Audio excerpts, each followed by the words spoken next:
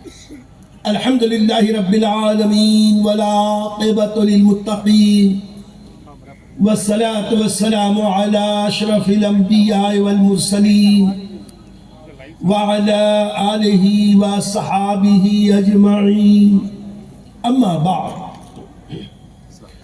اعوذ باللہ من الشیطان الرجیم بسم اللہ الرحمن الرحیم اقرأ باسم ربک الذی خلق صدق اللہ العظیم وبلغنا رسوله النبی الامین الکریم ونحن على ذلك لمن الشاہدین والشاکرین والحمد للہ رب العالمین.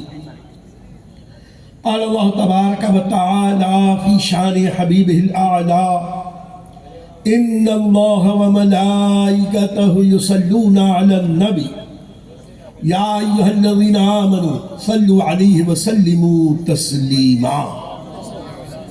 اللہم صل علی سیدنا و مولانا محمد وعلی آل سیدنا و مولانا محمد وبارک وسلم صلاة و سلاما علیک یا رسول اللہ وعلی آلک واصحابک یا حبیب اللہ.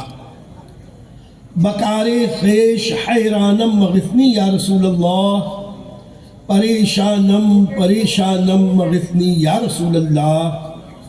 شہاب کس نوازی کن طبیبہ چار سازی کن مریض درد عصیانم مغثنی یا رسول اللہ صلی اللہ تعالی علیہ وسلم.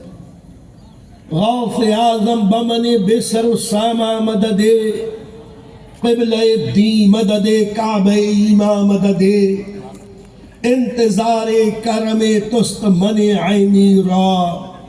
اے خدا جو و خدا بین و خدا دام مدد اور قادریم نعرے یا غوث اعظم می زنم. قادریم نعرے یا غوث اعظم می زنم دمز شیخ احمد رضا خان قطب عالم می زنم. منبر نور پر جلوہ افروز عمائدین ملت میرے دینی اور اسلامی بھائیوں عزیز بچوں السلام علیکم ورحمۃ اللہ وبرکاتہ. رات چھوٹی ہے بات لمبی. تمہید میں اگر وقت صرف کیا جائے تو اپنے ما فی الضمیر کو کما حقہ ادا نہ کر پائیں. اس لیے تمہید کے بجائے میں اصل گفتگو پہ آؤں کہ آج ہم اور آپ دارالعلوم امجدیہ الجامعۃ الرضویہ ناگپور کے سالانہ جلسے دستار میں حاضر ہیں. مجھے بڑی خوشی ہوئی کہ بہت سارے علمی مدارس میں اتنے طلبہ نہیں ہوتے جتنے یہاں فارغ ہو رہے ہیں. اور سب سے عظیم بات یہ ہے کہ یہ دارالعلوم یہ مدرسہ مسلک اعلیٰ حضرت کا ترجمان بھی ہے, مسلک اعلیٰ حضرت کا پاسبان بھی ہے. جب لفظ مدرسہ آتا ہے تو آج میں اپنی گفتگو اسی کے ارد گرد رکھوں گا کہ یہ مدرسہ ہے تیرا میکدہ نہیں ساقی. یہ مدرسہ ہے تیرا میکدہ نہیں ساقی. یہاں کی خاک سے انسان اٹھائے جاتے ہیں. سبحان اللہ سبحان. جب لفظ مدرسہ آتا ہے ہمارے ہندوستان کے بلکہ ہماری قوم کے بہت سارے افراد کی بھویں تن جاتی ہیں, تیوری پہ بند آتے ہیں. یہ مدرسہ, یہ خانقاہ, یہ وہی داڑھی ٹوپی والے, یہ کرتے پاجامے والے, بغل میں بہت زیادہ لیں گے مسلح لیں گے, ہاتھ میں لوٹا, چٹائیاں سیدھی کریں گے. یہ تو قوم پر بوجھ ہے. لیکن آج یہ فقیر عزیزی حضور تاج الاولیاء کی بارگاہ کے حوالے سے عرض کرے گا یہ مدرسے, یہ دارالعلوم, یہ علمی ادارے آج بھی میرے آقا کا روشن معجزہ ہے. سبحان اللہ سبحان اللہ. میں پہلے تھوڑی سی مدرسے کی تعریف تفصیل بیان کر دوں. مدرسہ بڑی بڑی عمارتوں کا نام نہیں, مدرسہ بلڈنگوں کا نام نہیں, دانشور گاہوں کا نام نہیں. ارے میاں رند جہاں بیٹھ کے پی لے وہی میں خانہ ہے. واہ واہ سبحان اللہ. ہم نے اسلام کی تاریخ میں مدرسوں کا نظام اگر دیکھا تو مکے کی دھرتی پر سب سے پہلا وہ دن جب اللہ نے قرآن نازل کیا. ذرا اللہ کی مشیت کو دیکھو. قرآن کے 30 پارے، 114 صورتیں، ایک سے ایک عظیم صورتیں، طویل سے طویل صورتیں. پہلے پارے سے 30ویں پارے کوئی قرآن کی زینت، کوئی سورہ قرآن کا دل، کوئی سورہ گنہگاروں کے سروں پہ سایہ کنا، کوئی آیت الکرسی. سب کا مقام اپنی اپنی جگہ. لیکن کتنی عجیب بات ہے، سورہ فاتحہ جیسی عظیم سورہ سے قرآن شروع ہو، لیکن جب نزول قرآن کی باری آئے تو 30ویں پارے کی سورہ اقرا کی شروع کی 5 آیتیں اللہ نے نازل. سبحان اللہ. سب سے پہلے سورہ اقرا کی آیتوں کا نزول، جس کا معنی اور مفہوم یہ ہے پڑھو اپنے رب کے نام سے. نماز ضروری، روزہ ضروری، حج ضروری، فرائض واجبات کی اہمیت مسلم. لیکن اللہ نے سب سے پہلا حکم نازل کیا پڑھو. درس اور تدریس، تعلیم و تعلم، پڑھو. اپنے محبوب کو بے شمار شانیں دے کر بھیجا، اسی کے ساتھ ساتھ انہیں معلم کائنات بنا کے بھیجا. سبحان اللہ. سبحان اور آقا کریم نے اس آیت کریمہ پر ایسا عمل کیا کہ جیسے ہی غار حرا کی تنہائیوں سے اپنے کاشان اقدس پہنچے پڑھانا شروع کر دیا. نماز بعد میں پڑھائی گئی، روزے حج زکوٰۃ بعد میں سکھائے گئے. اللہ کے نبی نے دین پہلے سکھایا، قرآن پہلے سکھایا. یہاں تک کہ سیدنا خدیجۃ الکبریٰ کو قرآن سکھایا. یہ تعلیم و تعلم ہی تو تھا. سیدنا صدیق اکبر کو قرآن سنایا، تعلیم و تعلم ہی. مولا کائنات مشکل کشا شیر خدا کو اسلام کی دعوت دی، یہ تعلیم و تعلم ہی. اور پھر اس کے بعد اللہ کے نبی نے جب دین کو سکھانا شروع کیا تو سن لو، حالات کے تقاضا اپنی جگہ، ماحول کی بیگانگی اپنی جگہ، لیکن میرے آقا نے مکے کی 13 سالہ زندگی میں مسجد ایک بھی نہ قائم کی، مدرسہ پہلے ہی دن قائم کر لیا. دار ارقم ابن ابی ارقم میں اللہ کے نبی نے جب دین سکھانا شروع کیا ہے تو یہ مدرسہ پہلے بنا. کیوں؟ اس لیے کہ رب کی مشیت، جب تک تعلیم دین حاصل نہ کرو گے تم سچے مسلمان بن نہیں سکتے. نہ خدا کی بندگی کا شعور آئے گا، نہ مصطفیٰ کی غلامی کا شعور آئے گا. تعلیم ضروری ہے. تو میرے آقا نے 13 سال تک دار ارقم ابن ابی ارقم میں مدرسہ تو قائم کیا، مسجد نہ بنائی. اس لیے کہ آقا جانتے تھے مدرسہ آباد رہے گا تو مسجدیں آباد ہوں. مدرسہ آباد ہوگا تو مسجدیں بنے گی بھی، آباد رہیں گی. اگر مدرسے نہ ہوں تو مسجدوں میں امامت کون کرے گا؟ مدرسے نہ ہوں تو یہ پیر صاحب شیخی کیسے کریں گے؟ مدرسے نہ ہوں تو مزارات پہ حاضری کا شعور کہاں سے آئے گا؟ مدرسے نہ ہوں حجاج کرام حج کیسے کریں گے؟ مدرسے نہ ہوں تو زکوٰۃ کی ادائیگی کیسے ہوگی؟ تجار تجارت کیسے کریں گے؟ اور اصلاح معاشرہ کرنے والے علماء ربانیین مصلحین جب تک دین نہ پڑھیں گے اس وقت تک اصلاح معاشرہ کیسے کریں؟ سبحان اللہ. نعرہ تکبیر، نعرہ رسالت. ایک مسجد اور مسجد کا امام اپنے مصلیوں کی حفاظت کرتا ہے اور ایک مدرسہ پورے علاقے کی حفاظت دین کرتا ہے. واہ واہ واہ واہ سبحان اللہ. کتنی مبارک ساعت تھی جب میرے مرشد اجازت حضور اشرف الفقہا کے دل میں داعیہ پیدا ہوا کہ تاج الاولیاء کی بستی میں، تاج نگری میں مسلک اعلیٰ حضرت کا قلعہ بنانا ہے. اشارہ تو سرکار مفتی اعظم ہند نے بریلی سے دے دیا تھا کہ جب ناگپور سے طلبی ہوئی کہ کسی شیخ الحدیث کو بھیجا جائے تو اس سبزہ آغاز نوجوان کو بریلی سے بھیجا گیا. میاں مجیب اشرف کو نہ دیکھو، بھیجنے والے تاجدار اہل سنت کو دیکھو، ان کی روحانیت کو دیکھو. اور جس در سے بھیجا ہے وہ در امام احمد رضا کا مقدس در تھا. وہاں سے مسلک اعلیٰ حضرت کے جام پی کر مست الست ہو کر یہاں کے لوگوں کو مستانہ مسلک اعلیٰ حضرت کی تعلیم دینے کے لیے جب حضور اشرف الفقہا آئے اور ان کو ایسے ایسے لوگ ملے، خدا کی قسم اس وقت سے لے کے آج تک حضور اشرف الفقہا کبھی تنہا نہ رہے. جہاں چلے اللہ نے اپنی عنایتوں کا ایسا بازار کھول دیا کہ قدم قدم پر حضور اشرف العلماء یہاں پر جو بھی کرتے رہے. دارالعلوم امجدیہ بنا. یہی تاج الاولیاء ہیں، انہی کے عرس پر سب سے پہلا چندہ ہوا تھا. اور جب چندہ ہوا اور جب بلڈنگ بنی، بنیاد کے لیے حضور سرکار مفتی اعظم ہند تشریف لائے، اپنی جیب خاص سے تاجدار اہل سنت نے چندہ دیا. حضور برہان ملت نے اپنی جیب خاص سے چندہ دیا. یہ امجدیہ یہ نہ سمجھو کہ یہ پھونکوں سے یہ چراغ تم بجھا دو گے. یہ اولیاء اللہ کی عنایتوں کا مرکز ہے. سبحان اللہ تاج الاولیاء کی کرامت ہے. سرکار اعلیٰ حضرت مفتی اعظم ہند کی اعانت ہے.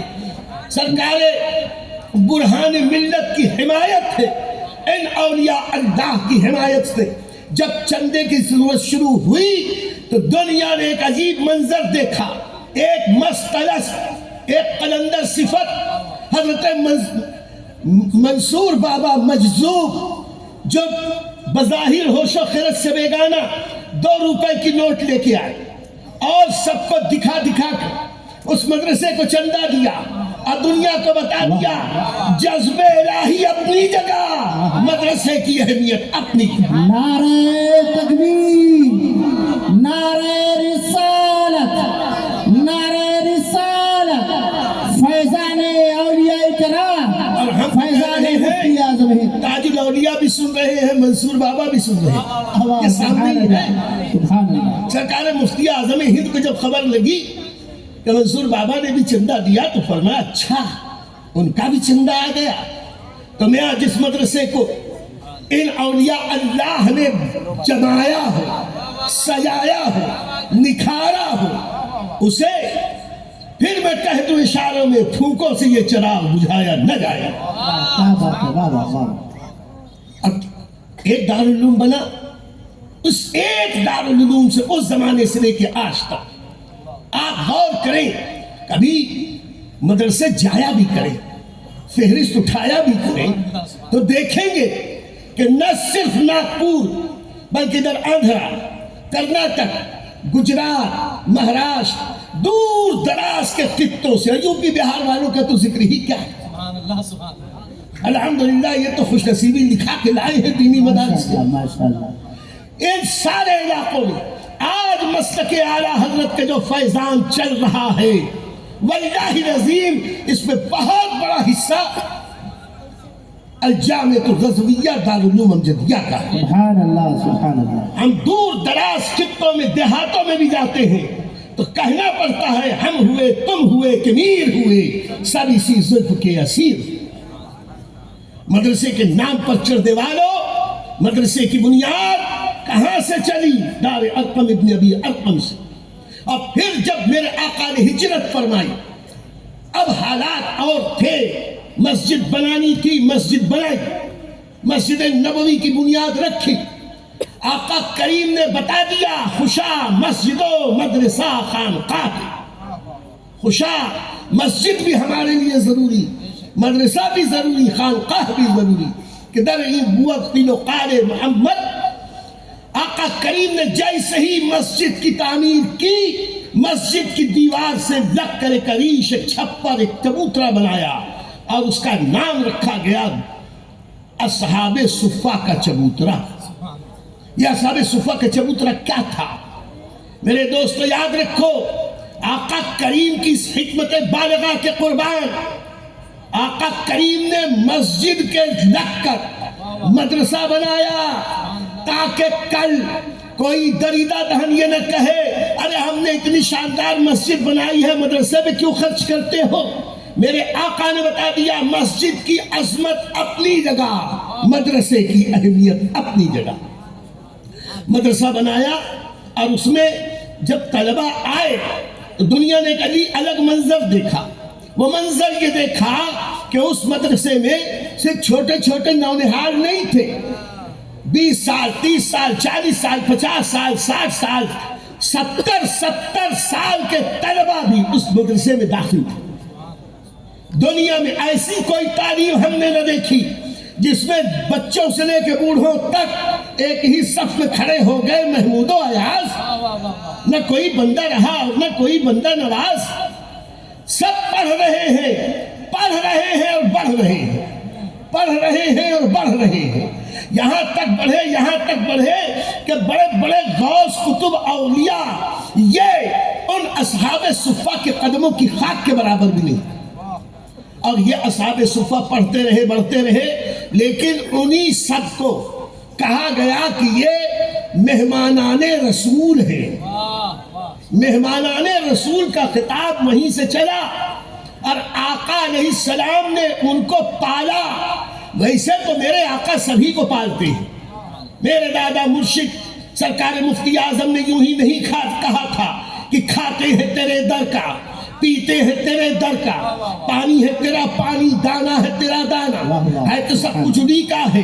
لیکن طور سے اصحاب صفہ یہ مہمانان رسول ان سب کی کفالت آقا کریم فرماتے تھے.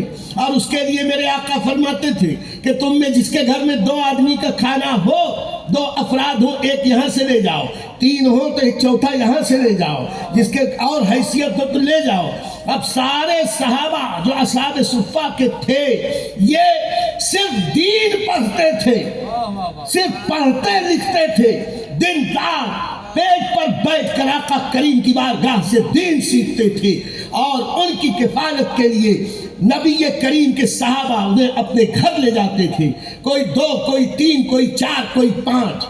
حضرت سعد بن عبادہ جیسے وہ بزرگ کہ کبھی کبھی 80 افراد کا کھانا حضرت سعد بن عبادہ اپنی طرف سے کرتے تھے.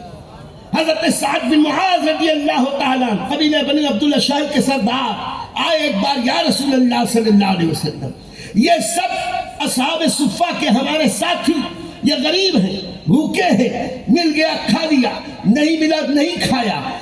حضور اگر اجازت دیں تو میں یہاں ایک رسی باندھ دوں اور اس رسی پر کھجوروں کے خوشے لٹکا دیے جائیں. آقا کریم نے کہا سبحان اللہ، بسم اللہ کرو. حضرت سعد بن معاذ نے رسی باندھ دی، وہاں کھجوروں کے خوشے ٹان دیے گئے. اب اہل مدینہ کا طریقہ یہ ہوا، ان کے باغوں میں جب کھجوریں پکتی تو لوگ اپنے استعمال میں بعد میں لاتے، مہمانان رسول کی خدمت پہلے کرتے، کھجوریں ٹان دی جاتی. اور یہ بھی اتنے زیادہ صبر و ضبط کے پیکر تھے کہ توڑ کے نہ کھاتے، پک کے جب گر جاتی صرف انہی کو اٹھا کے قوت لاجمود کے طور پر استعمال کرتے. یہ ہمارے لیے سبق ہے کہ ہم بھر پیٹ کھانے کی بجائے خالی پیٹ رہ کر دین سیکھ کر سکھانے والے ان عظیم ہستیوں کی نقش قدم پر چلے. اور الحمدللہ وہ سلسلہ وہاں سے آج تک چلا. دین سیکھتے رہے، مدرسہ چلتا رہا، آگے بڑھو. حضرات صحابہ آج اس کی زیادہ ضرورت ہے کہ ہم عرض کریں، خدا کی قسم حضرات صحابہ کی جماعت وہ جماعت ہے جو پوری امت اور نبی کے درمیان میں ایک بہترین برزخ کبریٰ، یہ وہ واسطہ اور وسیلہ ہے. اگر صحابہ درمیان سے ہٹا لو، خدا کی قسم آج ہمارے پاس کچھ نہیں بچے گا. قرآن ملا صحابہ کے وسیلے سے، دین اور ایمان ملا صحابہ کے وسیلے سے، عشق رسالت معاب ملا صحابہ کے وسیلے سے، ہمیں غوث اور خواجہ ملے صحابہ کے وسیلے سے، ہمیں حضرت تاج الاولیاء ملے صحابہ کی وجہ سے. اگر یہ صحابہ نہ ہوتے، دین سیکھ کر اپنے بعد والوں کو نہ سکھایا ہوتا، آج دین کا کیا حال ہوتا. آج ہمارے پاس جو قرآن ہے یہ انہی صحابہ کا صدقہ ہے. آج وہ لوگ کان کھول کے سن لیں جو اپنے آپ کو ڈپلیکیٹ مسلمان بھی کہتے ہیں اور صحابہ کے خلاف بکواس کرتے ہیں. صحابہ کرام کے خلاف بکواس کرنے والوں سن لو، صحابہ وہ ہیں کہ جن سے اللہ راضی ہے، جن سے رسول اللہ راضی ہے. جس سے اللہ رسول اللہ راضی، یہ ملا لاکھ ناراض ہوتا رہے، ہم ملاؤں کو جوتے کی نوک پہ ماریں گے، ہمارا اللہ اور رسول کی بات مانیں گے. اور ہم تو مسلک اعلیٰ حضرت والے ہیں، ہم اہل بیت کو صحابہ سے الگ نہیں سمجھتے. صحابہ کی عظمت، اہل بیت کی عظمت، اور یہ دونوں کا دامن ہمارے ہاتھوں میں ہے. میرے امام احمد رضا نے کہا اہل سنت کا ہے بیڑا پار، اصحاب حضور نجم ہیں اور ناؤ ہے عطرت رسول اللہ کی. ہم اہل بیت کی محبت کا دامن تھام کر صحابہ کرام کی عظمت کو مانتے ہیں. اس لیے الحمدللہ ہم مسلک اعلیٰ حضرت والے ہیں، ہم سنی جنتی مسلمان ہیں. حضرات صحابہ نے جب دین سکھانا شروع کیا، میرے دوستوں میں بہت سارے واقعات، سیکھنے میں بھی کمال کر دیا صحابہ نے اور سکھانے میں بھی کمال کر دیا صحابہ. ایک ایک حدیث، ایک ایک روایت سیکھنے کے لیے تنہا بڑھاتے ہیں، ایک ایک ماہ کا سفر کر کے جاتے تھے اور وہاں جا کے وہ حدیث سنتے تھے، فوراً پلٹ آتے تھے. ایک ایک حدیث کو صرف اس کی صحت کے اعتبار کو جانچنے کے لیے مہینے کا سفر کرتے تھے. اور پھر اپنے بعد والوں کو جو سکھایا، ایسا سکھایا، ایک ایک روایت میں ایک ایک حرف کی تقدیم و تاخیر بھی نہیں برداشت. جیسا نبی سے سیکھا تھا ویسے ہی صحابہ نے اپنے بعد والوں کو سکھا دیا. اور وقت پڑا تو اپنے زیر دستوں پر زبردستی بھی کی. حضرت عبداللہ ابن عباس اپنے غلاموں کو جب دین سکھاتے تھے، اب ظاہر سی بات ہے شیطان پیچھے لگا ہے، پڑھنے نہیں دیتا، تو ان غلاموں کے پیروں میں بیڑیاں ڈال دیتے، جب تک اتنی حدیثیں نہ یاد کرو گے تمہیں چھٹی نہ ملے. ایسے سکھایا. حضرت اہل بیت اطہار نے ایسا سکھایا. حضرت امام زین العابدین فرماتے ہیں کہ سیدنا امام زین العابدین ارشاد فرماتے ہیں کہ ہمارے خاندان میں گھر کے بچوں کو غزوات کے ماشاءاللہ. نعرہ تکبیر، نعرہ رسالت، نعرہ رسالت. درود پاک پڑھیں. اللہم صلی علی سیدنا و مولانا محمد وعلی آل سیدنا و مولانا محمد وبارک وسلم. صلاۃ و سلام علیک یا رسول اللہ وعلی آلک و اصحابک یا حبیب اللہ. آج میں یہی بتانا چاہتا ہوں، تعلیم و تعلم، درس و تدریس، مدرسہ، یہ دینی ادارے، جو لوگ اس کی مخالفت کرتے ہیں وہ کہتے ہیں کہ یہ تو امت پہ بوجھ ہے. ہم کہتے ہیں دور رسالت سے مہمانان رسول کا ذمہ اللہ کے نبی نے لیا، اور اس وقت سے لے کے آج تک آقا کریم کا معجزہ دیکھ لو. آج کے زمانے میں جب تعلیم و تعلم سب سے بڑا بزنس ہو گیا، آج کے زمانے میں جب تعلیم و تعلم کے نام پر دنیا کے ہر خطے میں جتنی عصری دانشگاہیں ہیں بغیر پیسے کے داخلہ نہیں ہوتا. حال یہ ہے کہ KG میں داخلہ دلاؤ، اسکول کے پہلے دوسرے درجے میں داخلہ دلاؤ، اسکول کی تبدیلی کرو، یہاں سے جو ڈونیشن، فیس. تو آج ایک ڈاکٹر کو ڈاکٹر بنتے کئی کروڑ روپے لگ جاتے ہیں. ایک انجینئر کو انجینئر بنتے کتنے پیسے لگتے ہیں ذرا جا کے معلوم کر لو. ایسے وقت میں جب پوری دنیا میں تعلیم صرف اور صرف بزنس ہو کے رہ گئی ہے، ایسے وقت میں بھی میرے نبی کا دین اتنا آسان ہے کہ اس دور میں بھی میرے نبی کا دین سیکھنے والا ایک پیسہ نہیں دیتا، تعلیم حاصل کر کے علامہ بن جاتا ہے اور اسے پڑھایا بھی جاتا ہے، کھلایا بھی جاتا ہے، پہنایا بھی جاتا ہے، بیمار پڑ جائے علاج بھی کرایا جاتا ہے، نیا بھی دستار بندھے گی اس کی دستار بھی باندھی جائے گی، اور پھر آ کے حضرت سے کہیں گے حضرت کوئی جگہ دلا دو، تو جگہ بھی حضرت ہی دلائیں گے۔ وہاں کوئی مشکل پیش آئے گی اس کے لیے بھی یہی دارالعلوم والمدارس سے یہی ان کے مسائل کو حل بھی کریں گے۔ ہم کہتے ہیں آج کی اس لالچی ترین دنیا میں، مفاد پرست دنیا میں، آج بھی جتنا دین کا علم سستا ہے اتنا کوئی علم سستا نہیں۔ جب یہ عالم بن جاتے ہیں، یہاں مسجد میں چلے جائیں، جمعہ کے دن خطبہ دینے کے لیے منبر پر اپنے وقت کا صدر جمہوریہ آ جائے، وزیر اعظم آ جائے، ہے اس کی مجال کہ وہ اس کے منبر کے اوپر چڑھ جائے، وہ نیچے بیٹھے گا، ایک غریب امام مسجد کے منبر پر ہوگا، تک خطبہ وہاں سے کر دے گا، اور امامت کے لیے مصلی امامت پر آگے وہ بچہ ہوگا جو مدرسے کا پڑھا ہوگا، مدرسے کا پلا ہوگا، اور اس کے باپ ہو، دادا ہو، باقی دوسرے مقتدی ہو، وہ سب پیچھے ہاتھ باندھ کے کھڑے رہیں گے۔ یہ عزت کس کے لیے ملی؟ عزت اللہ کے لیے، عزت رسول اللہ کے لیے، عزت مومنین کے لیے ہے۔ کیف میرے دوستو، تو میں بتانا چاہتا ہوں یہ میرے نبی کا معجزہ نہیں تو کیا ہے کہ آج بھی دین کا علم اتنی آسانی کے ساتھ بلکہ عزت کے ساتھ، پیسے کے ساتھ، دولت کے ساتھ، ضروریات کے ساتھ اللہ عطا کر رہا ہے۔ یہ میرے نبی کا معجزہ نہیں تو کیا ہے۔ سچ کہا میرے سرکار مفتی اعظم نے کہ کھاتے ہیں تیرے در کا، پیتے ہیں تیرے در کا، پانی ہے تیرا پانی، دانا ہے تیرا دانا۔ مدرسہ جب آگے بڑھا، یہ صحابہ نے جب پڑھایا تو میاں ان لوگوں نے بلڈنگیں نہیں دیکھی، بلڈنگوں کا ڈیمانڈ نہیں کیا، کیسے پڑھایا میں آپ کے سامنے عرض کروں۔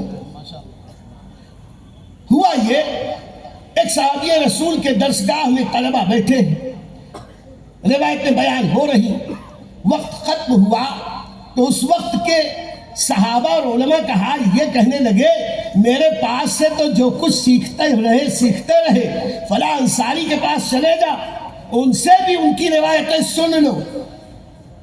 یہ سارے طلبہ اٹھے، ان کے گھر پہنچے تو خبر لگی کہ وہ باغ میں ہے، باغ میں پہنچے تو خبر لگی کہ وہ درخت کے اوپر بیٹھ کر کھجوروں کی پیوند کاری کر رہے ہیں۔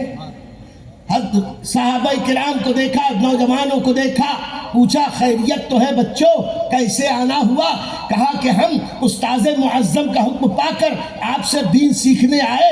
تو انہوں نے دیر نہ کی، فوراً درخت سے نیچے اترے، ہاتھ دھویا، کیاری میں ہاتھ دھو کر فوراً وہی مڈیر پہ بیٹھ گئے۔ آؤ میرے آقا کی حدیث سن لو، آؤ اللہ کا کلام سن لو۔ یعنی یہ دین وہ ہے جو دیواروں کا محتاج نہیں ہے، یہ بلڈنگوں کا محتاج نہیں ہے، ارے یہاں بیٹھ کے پی لے وہی میں خانہ۔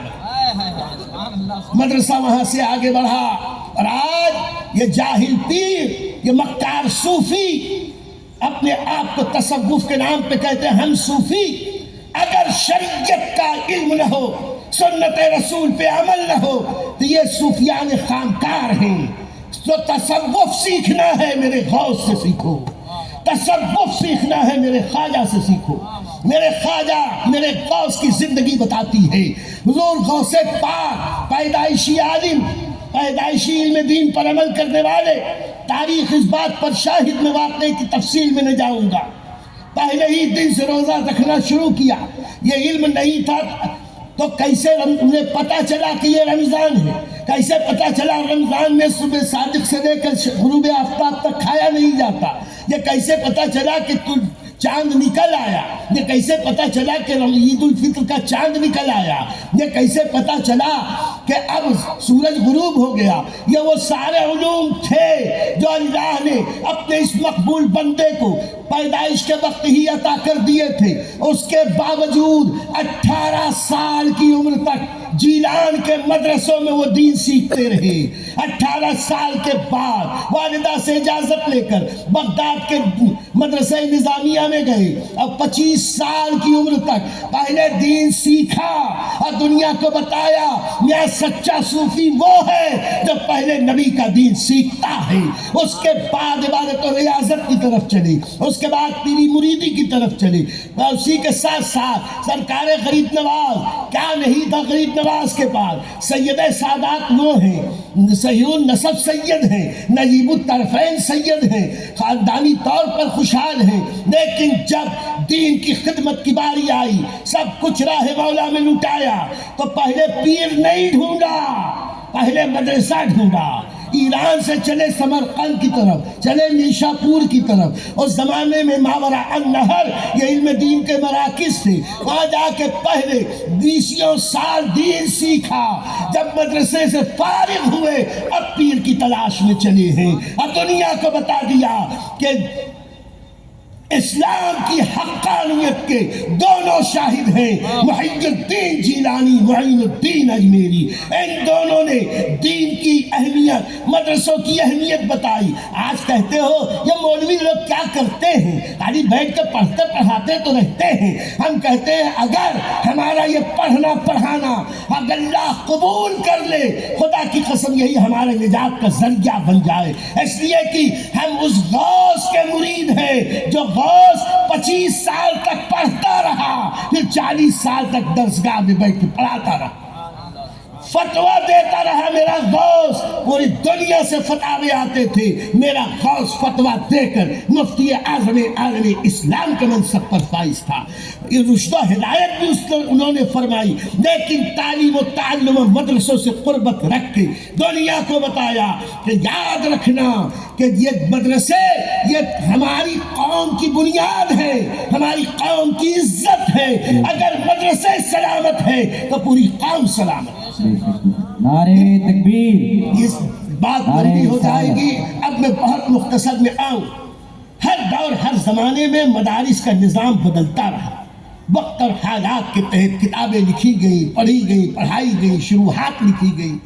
جتنے خادمان دین ہیں، جتنے ائمہ مجتہدین، مفسرین، محدثین، فقہاء، زہاد، عباد، مشائخ، سادات، اولیاء اللہ، ان سب کا احسان ہے، ان سب کے قدم ہمارے سروں پر، ان کی جوتیاں ہمارے سروں پر۔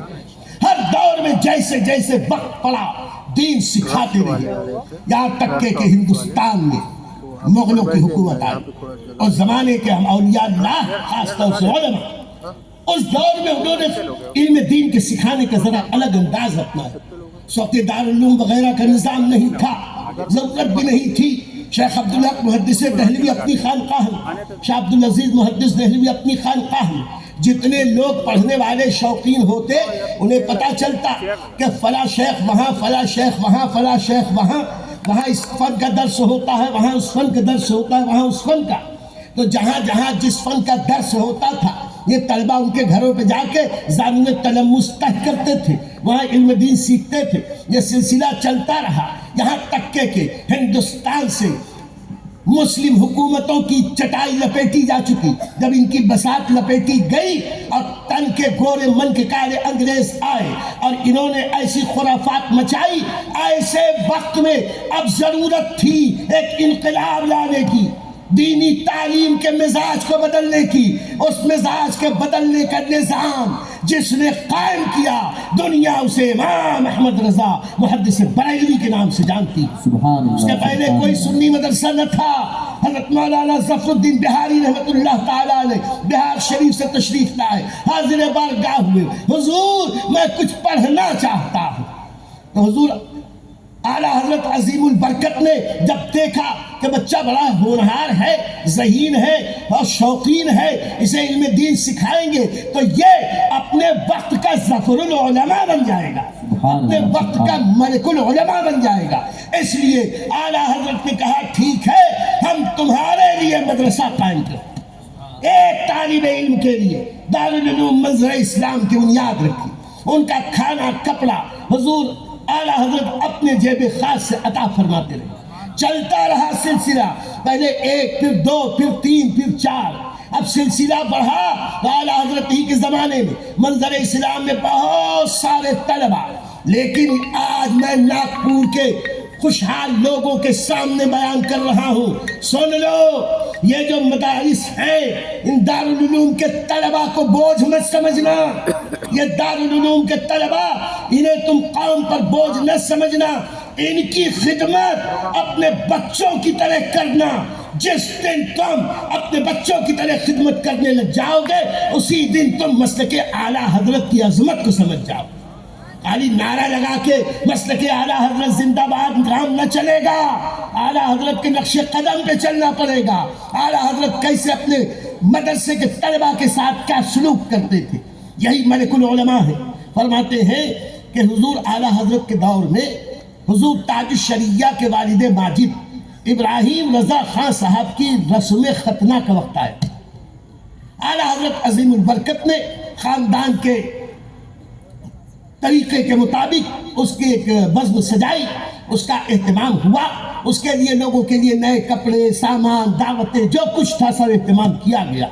اعلیٰ حضرت عظیم البرکت نے مدرسے کے بچوں کو طلب کیا، سب بچے آئے تو کہا کہ ابراہیم میاں کے خوشی کے موقع پر اپنے خاندان کے لوگوں کو، رشتہ داروں کو ہم نے دعوت دی، تو یہ کیسے ہو سکتا ہے کہ میرے مدرسے کے بچے نہ کھائیں؟ ان کی آپ لوگوں کی بھی دعوت میں حضور اعلیٰ حضرت نے پہلے درزی کو بلوایا، کہا ان سب کا ناپ لو، سب کا ناپ لیا گیا۔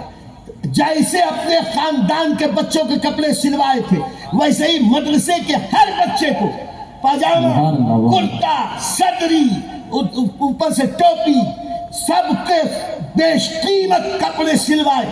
کیوں؟ میرے گھر میں خوشی ہے تو میرے نبی کے مہمانوں کو بھی اللہ تعالیٰ شاد اور آباد۔ پھر اس کے بعد دعوت ایسے نہیں دی کہ مینو ہمارا ہو اور خاندان والوں کے لیے مینو ہماری مرضی کا، اور دین کے طلباء کے لیے ان سے پوچھا کہ تمہارے لیے مینو کیا بنایا جائے، کیا کھاؤ گے؟ تو جو سرحد کی طرف کے طلباء تھے انہوں نے کہا تھا ہم بھیڑ کا چرب بھنا ہوا گوشت اور روٹی کھائیں گے۔